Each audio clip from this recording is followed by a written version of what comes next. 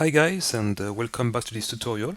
So again, in the previous section, what we have started to do was to carve around this island. So again, I've just finished the process with the lake in the middle. And again, you can see that around the island has been carved out. Okay. Now there are a few things you can do to smooth out the edges. So again, if you click back on the terrain here, you have a few tools.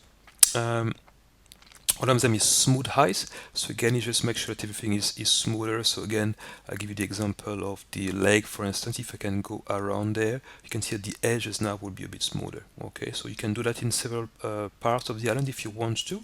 You don't have to, but it can enhance the appearance of your island. Okay, so once this is done, the next thing is to add a bit of water. So by default in your standard assets, you have a folder called environment, which is right there. Okay, so if you look at the breadcrumbs here, assets, standard assets, and environment, you have a folder called water basic. In water basic, you have a folder called prefab, and within you have what is called water basic datetime. So we're going to use this one. Drag and drop it. Okay, so it's right there, so you can see it right now because it's basically buried so under this island. So what we'll do is to start with is to change its size. So again, we're going to go to transform. So we're going to go to transform and then basically start to change the size of this. Let's have a quick look.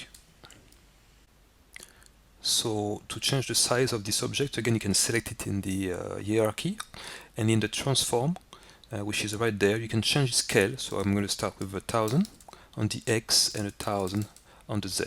So you can see that now it's kind of filling up. Now it's a bit too big, so maybe 500 will do actually, and 500. Perfect. Okay, so that's kind of working. Maybe a bit more. So again, it's usually a kind of a guesswork at this stage. 700. Perfect. So now we're okay. So if I zoom on this water now and I use the move tool, I'm going to move it slightly down, so lower than the island. So you can see that, for example here, I'm going to rotate this view slightly. So again, you can see that if I move it too high, it's not great, but if I move it low enough, you can see that the edges are smooth enough, and now you have a lovely outline for your island. Okay, so again, this seems to work, and again, this was using the standard asset called water. Okay, so again, it's in the standard assets environment water basic prefab.